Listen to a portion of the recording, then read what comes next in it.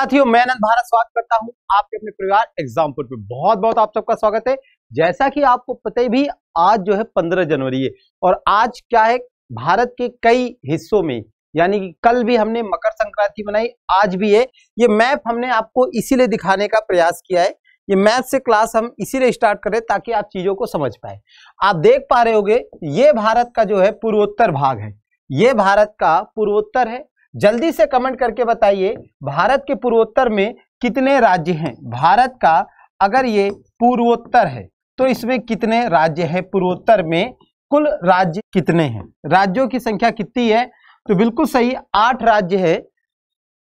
ठीक है। अब यहां पर क्या होता है, भारत का ये वाला जो क्षेत्र है असम वाला, ठीक है, मेन असम और थोड़ा अरुणाचल प्रदेश, यहां पर क्या होता है कि जो मकर संक्रांति को एक अलग हिस्से से या अलग ढंग से मनाते हैं। यहां पे दोस्तों मकर संक्रांति को उत्तरायण के रूप में मनाया जाता है, उत्तरायण के रूप में। चलिए, ये तो रहा क्लास, चूंकि रिकॉर्डेड है तो आप समझ ही गए होंगे। तो पहला क्वेश्चन आते हैं।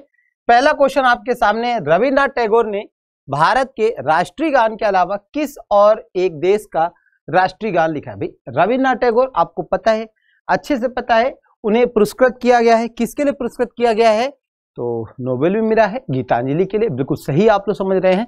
तो बांग्लादेश है, चाइना है, श्रीलंका और पाकिस्तान। तो रविन्द्रनाथ टैगोर के बारे में अगर हम बात करेंगे तो सही जवाब होगा दोस्तों बांग्लादेश।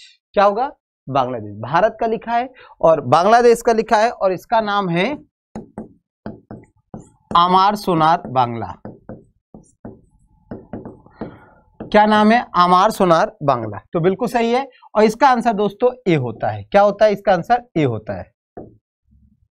ये आपका, ठीक है, बांग्लादेश कहां पे पड़ेगा? तो ये आप लोग को दिख रहा होगा, ये है ना, दिख रहा है ना, लगभग भारत के जैसा ही है। क्यों? क्योंकि भारत से अलग हुआ तो भारत के जैसा तो दिखेगा बांग्लादेश। क्वेश्चन नंबर सेकंड है, when blood is forced into the artery wave like expansion takes place is called. जब ब्लड को यानी कि पल्मरी यानी कि उसमें जब ढकेला जाता है तो क्या होता है, किस तरीके से होता है ना, क्या होता है? लहर। हाँ, तो क्या होता है आपको बताना है, हार्ट बीट, पल्स, और ये क्या काम करता है? तो यहाँ पे आंसर होगा पल्स। जैसे कि आपने देखा होगा ब्लड्स होता है, ठीक है, जैसे भी डॉक्टर के पास जाते हो तो डॉक्टर इस तरीके से करता होगा, है ना। जब डॉक्टर इस तरीके से अगर आपसे कहेगा तो आप लोग इस तरीके से हाथ दबा के देखते हो ना, इस तरीके से, तो नस चल रही कि नहीं चल रही, तो डेट इज पल्स रेट। वो क्या होता है दोस्तों?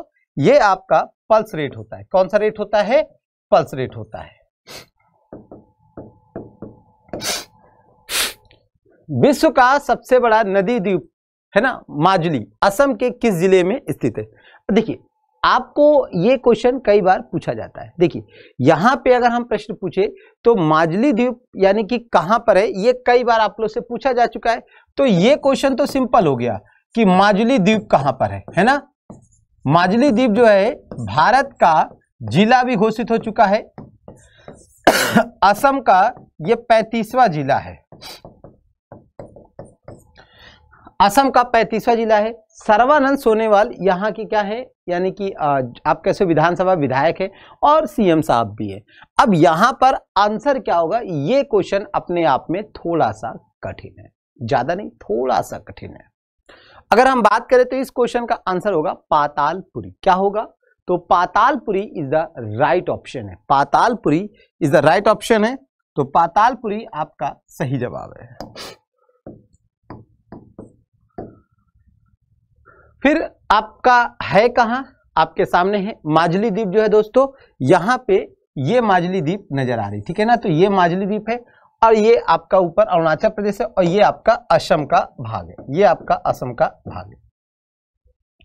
निम्नलिखित में से कौन से संप्रदाय की स्थापना संत तुकाराम ने की थी? क्वेश्चन को जरा ध्यान दीजिए, कौन सा वो संप्रदाय है जिसकी स्थापना संत तुकाराम के द्वारा की गई है? सरल सा क्वेश्चन है, क्वेश्चन कुछ भी कठिन नहीं है, अगर आप चाहो तो आराम से बता सकते हो, ठीक है। पर नामी संप्रदाय है, वारकरी संप्रदाय है, रुद्र संप्रदाय है या श्री संप्रदाय है? तो किसके द्वारा की गई थी ये आपको बताना है। यहां पे ध्यान देना है, संत तुकाराम के द्वारा। हाँ जी, कमेंट करें आप लोग, ठीक है। तो ये कहां से रिलेट करते हैं? तो दोस्तों ये महाराष्ट्र से रिलेट करते हैं। कहां से रिलेट करते हैं? महाराष्ट्र से रिलेट करते हैं। तो सही आंसर क्या होगा? तो सही आंसर होगा वरकरी संप्रदाय, यानी कि वरकरी जो संप्रदाय है उससे आपका ये रिलेट करते हैं। निम्नलिखित में से पंजाब का कौन सा शहर पहले रामदासपुर के नाम से जाना जाता था? देखिए पंजाब इस समय चर्चा में है, आपको अच्छे से पता है। अच्छा चर्चा में क्यों है? ये तो छुपा तो है नहीं भाई, पंजाब चर्चा में क्यों है? क्योंकि आपको पता ही है ना। और आज यानी कि 15 तारीख बातें भी हो रही हैं किसान आंदोलन से संबंधित, देखते हैं शाम तक का क्या रिजल्ट आता है पूरा। तो यहाँ पे हम बात करेंगे तो यहाँ पे आंसर सी होगा अमृतसर, यानी कि पंजाब का जो अमृत शहर है, यानी कि जो अमृतसर आपका जो आज की डेट में पहले से रामदासपुर के नाम से जाना जाता था। इसका सीधा सा मतलब है कि अमृतसर को जो है रामदास के द्वारा बसाया गया था, यही तो हुआ। चलिए ये आपका अमृतसर का है, पावन अमृतसर है, तो मुझे लगता है गोल्डन टेम्पल है ना। तो आइए यहीं से सजदा कर लीजिए, है ना। लोहड़ी आप मनाई चुके हो, जो पंजाबी या सिखों का सबसे पवित्र त्योहार होता है ना, 2 दिन पहले बनाया था। गोल्डन टेम्पल किसने नींव रखी थी, ये भी क्वेश्चन बनता है। तो इसकी नींव किसके द्वारा रखी गई थी? इसकी नींव, तो इसकी नींव जो थी मियां मीर के द्वारा, मियां मीर के द्वारा, ठीक है, इनके द्वारा इसकी नींव रखी गई थी। प्रतिवर्ष हाथी महोत्सव कहां मनाया जाता है? हाथी महोत्सव, सोचो हाथी महोत्सव कहां मनाया जाता है? अगर हम बात करें हाथी महोत्सव, देखिए जिस तरीके से हाथी महोत्सव दोस्तों, तो हाथी के लिए हॉस्पिटल है, हाथी के लिए हाथी हॉस्पिटल है, तो ये कहां खोला गया है? हाथी अस्पताल। तो ये है दोस्तों मथुरा में, बिल्कुल ठीक जवाब है। हाथियों के लिए जो अस्पताल है मथुरा में है। अगर हम बात करें इसी तरीके से 2 आपके मेले लगते हैं, जैसे कि एक आपका है सोनपुर का मेला और एक है आपका पुष्कर का मेला। पुष्कर का मेला जो है दोस्तों राजस्थान में लगता है, आप लोग को पता ही है। और सोनपुर का मेला जो सबसे बड़ा है वो आपका पटना में है ना, पटना में, ठीक, गंगा और सोन नदियों के संगम पे लगता है। बहुत बढ़िया। और इस प्रश्न का जो सही आंसर है वो आपका ए है, यानी कि जयपुर। तो हाथी महोत्सव जो है वो दोस्तों जयपुर में आयोजित होता है, या आप कह सकते हो जयपुर में होता है, ठीक है। अच्छा, आप में से जिसने भी क्लास को अभी तक शेयर नहीं किया है ना, एग्जामपुर पे पहली बार आए हैं, अगर आपने सब्सक्राइब नहीं किया तो आपका फर्ज बनता है, कर दीजिए। पशुपतिनाथ पंथ के अनुसार शिव पशु के देवता है। यहां पशु का अर्थ क्या है? पशुपतिनाथ, देखिए कई सारे नाथ है, आपको अच्छे से पता है भारत में, ठीक है। नाथ संप्रदाय है, गोरखपुर का जो गोरखधाम मंदिर है वो भी एक आपका है। तो आपको बताना पशुपतिनाथ पंथ के अनुसार शिव पशु के देवता हैं। यहाँ पशु का संबंध किस यानी कि जीव से है, या आप बता सकते हैं। तो ये हमने आपको बता दिया, जीव हमने खुद ही बोल दिया था। तो जीव में क्या होता है? सब आ जाता है। जीव को अंग्रेजी में क्रिएचर बोलते हैं। इसमें आपका ह्यूमन और एनिमल सब आ जाते हैं, ठीक है जी हाँ। अंतिम मुगल शासक बहादुर शाह जफर के बारे में क्वेश्चन आपसे पूछा जा रहा है, ठीक है जी हाँ। क्या पूछा जा रहा है? अंतिम। आपको पता होना चाहिए जो बहादुर शाह जफर है, ये जफर उपनाम से कविताएं लिखा करते थे, ठीक है जी हाँ। ये अंतिम मुगल थे, कुछ दिनों पहले, मतलब साल हम कहें, दिन नहीं। तो यहाँ पर हमारे प्रधानमंत्री साहब गए भी थे इनके मजार पर, है ना। और अगर 1857 की क्रांति का जो लीडर घोषित किया गया था, इन्हीं को घोषित किया गया था दिल्ली में, है ना। और पिया गए रंगून वहां से, किया है टेलीफोन, पल पल याद सताती है, तुम्हारी याद सताती है। तो बस यही आपका आंसर है, रंगून। और रंगून कहां पड़ता है? तो रंगून आप देख लो भाई कहां पड़ता है रंगून। तो ये आपका म्यांमार है, ठीक है। तो म्यांमार की नई राजधानी क्या होगी? ये भी है, देखिए ये आपका रंगून है, जो कि अब यंगून हो गया है, पहले आपका रंगून था। तो म्यांमार की नई राजधानी क्या है, जल्दी से बताना है। तो म्यांमार की नई राजधानी जो है वो दोस्तों आपका नेपिडा है। क्या है? ठीक। और यहां पे रखाइल प्रांत है, ठीक है। तो कई सारी चीजें हैं म्यांमार, आप लोग को ध्यान देना है म्यांमार के बारे में। Which animal has 3 chambered heart? आपसे क्वेश्चन कह रहा है कौन सा वो जानवर है जिसके 3 जो है दिल होते हैं या 3 चैम्बर्स हार्ट होते हैं? पिजन है, लेजर्ट है, फिश है, लॉयन है। तो भाई कबूतर है, छिपकली है, या मछली है, या लॉयन है। याद रखिए यहां पे क्वेश्चन आपसे कह रहा है 3, क्या कह रहा है? 3 चैम्बर, 3 चैम्बर होने चाहिए। पिजन है, लेजर्ट से किस तरीके से, कितने चैम्बर? तो 3। तो सॉरी, यहां पे बी आंसर होगा, यानी कि छिपकली। आइए यहां पे थोड़ा सा हम लोग देख लेते हैं, इसके बारे में डिटेलिंग कर लेते हैं ताकि आप लोग को आराम रहेगा एग्जाम के लिए। देखिए एक्सप्लेनेशन, लेजर्ट हैज 3 चैम्बर, यानी कि छिपकली के 3 चैम्बर्स होते हैं, एक्सेप्ट क्रोकोडाइल, ठीक है, except crocodiles all the reptiles have 3 chamber. देखिए सिर्फ क्रोकोडाइल यानी कि जो मगरमच्छ हैं भैया, है ना, उनको छोड़कर, ठीक है, बाकी सब में जितने भी सरीसृप है, रेंगने वाले, उनके 3 चैम्बर्स होते हैं। क्रोकोडाइल के 4 होते हैं, मगरमच्छ के 4 होते हैं, कबूतर के भी आपके 4 होते हैं, ठीक। और यहां तक कि जो मछली है, तो मछली को ध्यान देना है, यहां पे 2 चैम्बर्स होते हैं, मछली के 2 आपके होते हैं। जो शेर है, या मतलब शेर है, इसके भी 4 होते हैं चैम्बर। बर्ड्स यानी चिड़िया उड़िया हो गई, या कोई भी स्तनधारी जो बच्चे पैदा करता है, ठीक है, बच्चे पैदा करता है, उसके भी 4 होते हैं, 4 होते हैं, जिसमें कि 2 आपका आर्टरिया होता है और 2 आपका वेंट्रिकल्स होता है, ठीक है। अगर 3 चैम्बर होंगे, ध्यान दीजिए, अगर 3 चैम्बर होंगे तो 3 चैम्बर का मतलब होता है 2 आर्टरीज एंड 1 वेंट्रिकल, ठीक है, और 2 चैम्बर का मतलब होता है 1-1। तो मुझे लगता है कि चीज आपको समझ में आ गई होगी। तो पेपर में अगली बार अगर आए कि मगरमच्छ के भैया कितने होते हैं, तो बोल देना 3 ही होते हैं, है ना। रेंगने वाले कोई भी हो, सांप के भी 3 ही होंगे रेंगने वाले, है ना। बासव श्री पुरस्कार किस सरकार द्वारा दिया जाता है? ठीक है, बासव है या बासवन्ना है, अगर आप लोगों ने पढ़ा होगा, थोड़ा सा ध्यान दिया होगा, तो आप लोग को याद आ रहा होगा। बासवन्ना जो है, ठीक है, एक धर्म है दोस्तों जिसे आप लिंगायत धर्म के नाम से जानते हैं। किसके नाम से? लिंगायत धर्म के नाम से। कहां का है? तो ये दोस्तों कर्नाटक का है। और अगर हम कर्नाटक के बारे में बात करें तो आपको याद है कि अगर पिछले साल जब चुनाव हुआ था, तो ये वहां पे बहुत था। वीर शैव यानी कि ये शैव के ही उपासक कहलाते हैं, और ये अपने गले में शालिग्राम को धारण करते हैं, ठीक। पेपर में क्वेश्चन आता है कि ये सबसे खास होते हैं क्योंकि इनका यहाँ जो अंतिम संस्कार होता है वो अलग टाइप का होता है। आप बताइए इनके अंतिम संस्कार का क्या प्रोसेस होता है ना, तो जरा बताइए। और इस प्रश्न का जो सही आंसर होगा वो दोस्तों डी होगा, यानी कि कर्नाटक। जैसा कि हमने बताया, हाँ बिल्कुल ठीक है, आप बता रहे हो। इनके यहाँ जो अंतिम संस्कार का होता है वो क्या होता है, जैसे हिंदू में हमने कहा कि ये शैव के उपासक है, तो आपने सोचा शिव के हैं, इसका मतलब जला दिया जाता होगा, पर नहीं, है ना, हिंदू धर्म से ही। पर इनके यहाँ क्या होता है कि यानी दाह संस्कार की जगह दफनाया जाता है। थोड़ी खांसी ज्यादा आ रही, पता नहीं क्या हो गया है। कर्नाटक आपका यहां पर है, पूछा जा सकता है कर्नाटक कितने राज्यों से सीमाएं साझा करता है, तो आप बता सकते हो भाई कर्नाटक जो है कितने राज्यों से सीमाएं साझा करेगा।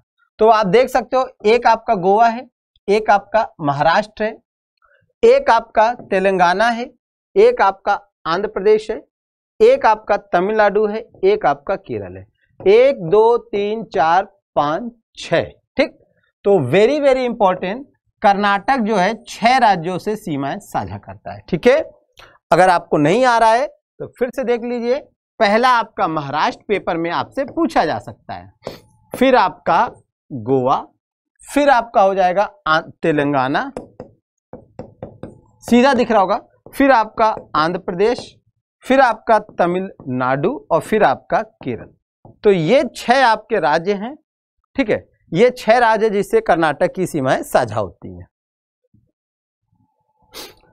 रेशम के कीड़े का भोज्य पदार्थ क्या है, यानी कि जो रेशम का कीड़ा होता है वो किस भोज्य पदार्थ को खाता है, ये प्रश्न पूछा जा रहा है ना। रेशम का कीड़ा सहतूत की पत्ती होती है, आम की पत्ती होती है, अनार की होती है, या अंगूर की। तो मुझे लगता है कि आप लोगों ने सब लोगों ने पढ़ा होगा कि सहतूत के पेड़ पर रेशम का जो होता है पालन होता है, जिसे आप सेरीकल्चर के नाम से भी जानते हो। सेरीकल्चर के नाम से भी जानते हो। क्या कहते हो? सेरीकल्चर के नाम से भी जानते हो। ठीक है, याद रखेंगे सेरीकल्चर।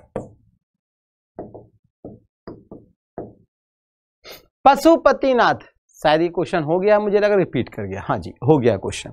तो पशुपतिनाथ के अनुसार आपको अच्छे से पता है कि जो पशु का आस है यहां पर जीव से, किससे? जीव से है।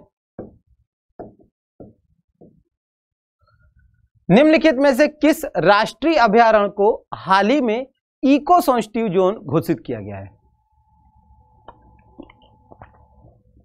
क्वेश्चन कह रहा है कौन सा वो राष्ट्रीय अभयारण्य है जिसे हाल ही में इको सेंसिटिव जोन घोषित किया गया है? राष्ट्रीय चंबल अभयारण्य, सुंदरवन बाघ अभयारण्य, बांधवगढ़ राष्ट्रीय उद्यान या कान्हा। देखिए यहां पर इको सेंसिटिव जोन का मतलब होता है कि जो यानी कि जो एनवायरमेंट से रिलेटेड गतिविधियां हैं वो कम से कम हो ताकि इसकी रक्षा की जा सके। तो यहां पे आंसर आपका होगा राष्ट्रीय चंबल अभयारण्य। कहां पर है? तो आप देख सकते हैं राष्ट्रीय चंबल अभयारण्य जो है ये आपके सामने है, जो कि उत्तर प्रदेश में नेशनल आपका चंबल सेंचुरी जो है, सॉरी मतलब उत्तर प्रदेश से भी सीमाएं साझा करता है, जो कि आपका ये मध्य प्रदेश में मिल रहा है। ठीक है जी हाँ, तो ये प्रकार का है नेशनल चंबल सेंचुरी जो है आपका।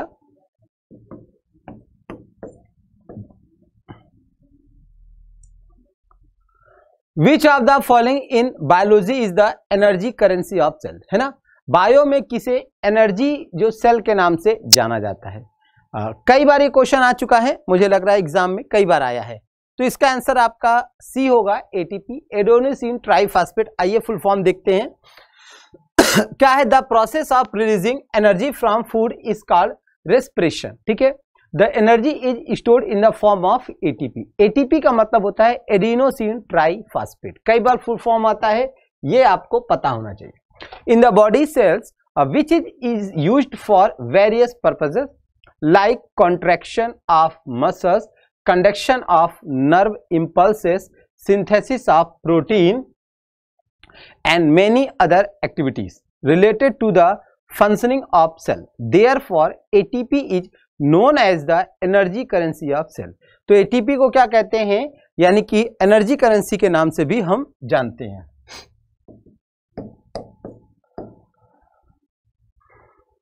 निम्नलिखित में से किस राष्ट्रीय अभयारण्य को हाल ही में, फिर से रिपीट कर गया क्वेश्चन, क्या हो गया?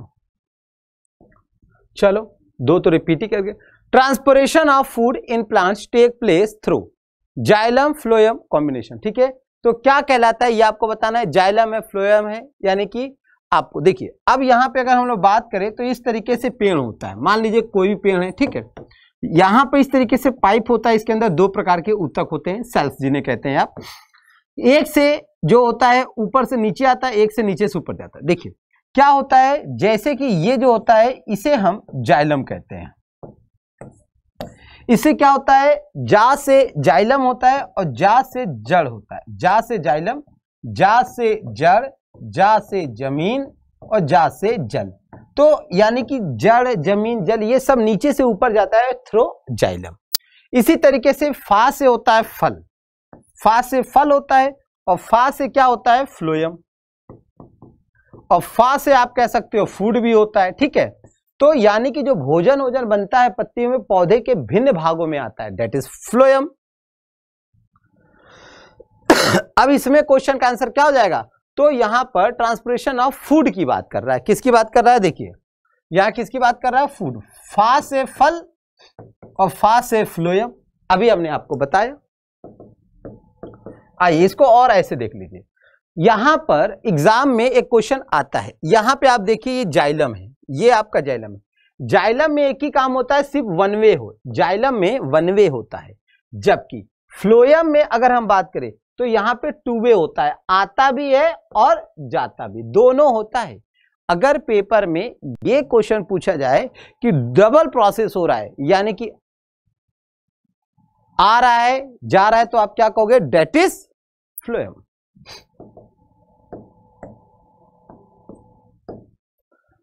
किसे भविष्य की धातु कहा जाता है, ये है किसे भविष्य की धातु कहा जाता है, भाई किसे कहा जाता है। तो किसे कहा जाता है? टाइटेनियम है, लीड है, मर्क्यूरी है, प्लेटिनम है। तो क्या होगा? इसका आंसर हो जाएगा ए, यानी कि किसे कहा जाता है? तो ए है, यानी कि टाइटेनियम को किसे कहा गया है दोस्तों?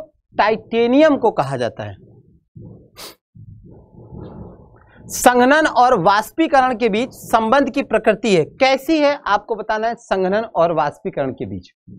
तो the nature of relationship between condensation and evaporation is, ठीक है, कैसी है ये आपको बताना है, ठीक है। हाँ, तो किस तरीके से है आपकी प्रकृति, ये क्वेश्चन यहां पर इंपॉर्टेंट है, ठीक है। तो देखिए, संघनन का मतलब होता है जम जाना, बूंदों के रूप में गिरना, है ना, बूंदों के रूप में गिरना, ठीक। और इसी तरीके से वाष्पीकरण का होता है मतलब आपका क्या? इवेपोरेशन। तो भाप में बदलना और इस तरह होता है। तो अब यहां पे अगर हम लोग बात करें तो आंसर क्या होगा? देखिए, दो चीजें होता है, एक आपका सॉलिड जो होता है गैस में चेंज होता है, एक आपका गैस जो होता है वो भी सॉलिड में होता है, फिर आपका लिक्विड जो है गैस में और गैस जो है लिक्विड में, ठीक है। तो जब लिक्विड गैस में चेंज हो रहा है तो डेट इज वाष्पीकरण, क्या है? वाष्पीकरण है। और जब गैस लिक्विड में चेंज हो रहा है तो डेट इज संघनन है, क्या है? संघनन है, ठीक। तो इस आधार पे आंसर क्या हो जाएगा? इस आधार पे आंसर क्या हो जाएगा? बी, क्या हो जाएगा? विपरीत है। ये दोनों के दोनों क्या है? जस्ट अपोजिट है।